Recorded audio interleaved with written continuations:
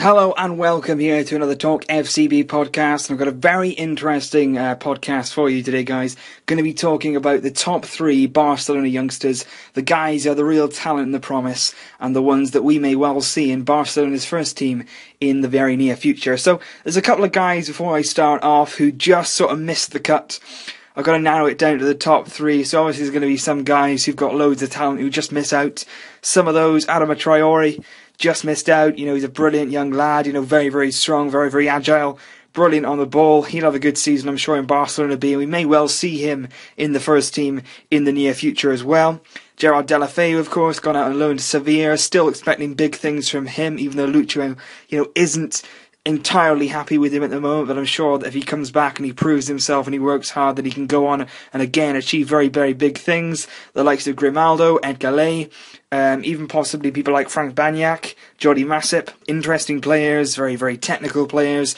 And there's guys in the B side who maybe don't get mentioned, who've got so much talent, and they do go on for other clubs and do very well. You look at the likes of Dani Nieto, Juan Roman, and they all go on and they do very, very well. So there's a lot of promise, there's a lot of talent in the Barcelona youth sides. Of course, there's going to be players who miss out, the likes of Suarez as well at Sevilla, who's obviously got so much talent. He's gone there and he'll get in their side, which is, a real feat to just leave Barcelona B on loan and get straight into a European side like Sevilla, who of course, are in the Europa League next season, and he'll be playing European football and big things expected of Denis Suarez. So the three I'm going to mention, I'm not going to put them in any sort of order. I'm not going to rank them from 1 to 3 because they all play in different positions and they're all good at different things. They've got their own strengths and their own talents. So at number 1, or one of the players I'm going to talk about is Munir El Haddadi. Now, we've all heard so much about this young striker in the last few weeks. He's made a few appearances in the pre-season, and it does seem very much that Luis Enrique does trust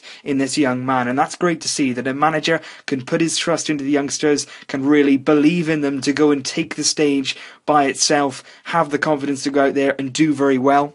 And that's exactly what Munir has done. He's gone out there in the big, pre-season matches. And let's not forget, we might see these pre-season games as just a mess about, a casual match. But these young players coming into the setup, into the first team for a pre-season match, this is huge. They know this is a very, very big chance for them going forward to impress the manager and to really put down a marker. I'm here, I'm ready to step up. I'm the young player on the scene. Pick me. They've got to really send out a message. And that's exactly what Munir has done. He's come on against, in the first few games, he started against Helsinki, and boy, did he start with a bang. It's a phenomenal first goal.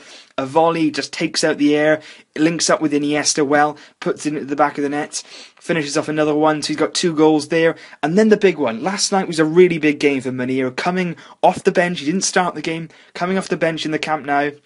Of course, you've got Neymar, Messi lit up the first half. You got Luis Suarez coming on in the second half, and what did Munir do? He still managed to stand out, and that is a real statement from Munir El Haddadi. The fact there was so many superstars on the pitch, he still went out on the pitch, produced a brilliant performance, and I bet there was people leaving the Camp Nou saying, wow, Munir was good tonight. And with the amount of players that were brilliant on that pitch, the amount of mega stars, he will be really proud of what he did. He got 2 goals, and I think I said on Twitter, if you do follow me, when his first goal went in, Munir, when his second goal went in, it was a fantastic run by Sandro Ramirez, who I'll come on to in a minute. Another one who's just missed out, a very, very promising player.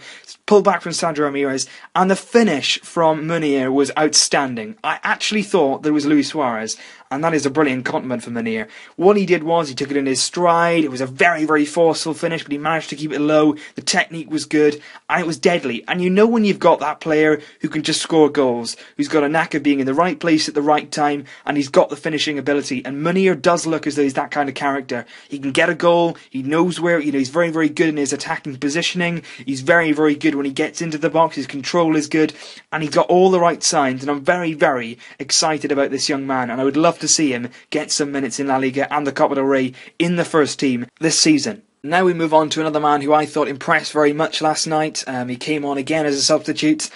Sergi Samper, we've been hearing about him for a number of years now, that he's the heir to Busquets' throne.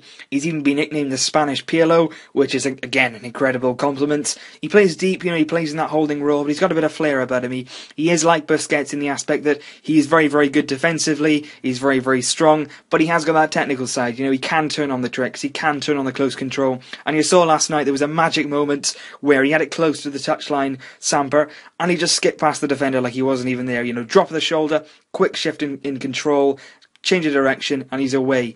And that's the brilliant thing about Samper. He does have the confidence, he does have the ability to simply do that. And on the big stage last night, again he impressed, and I do believe, that he should be getting some minutes in the first team this summer.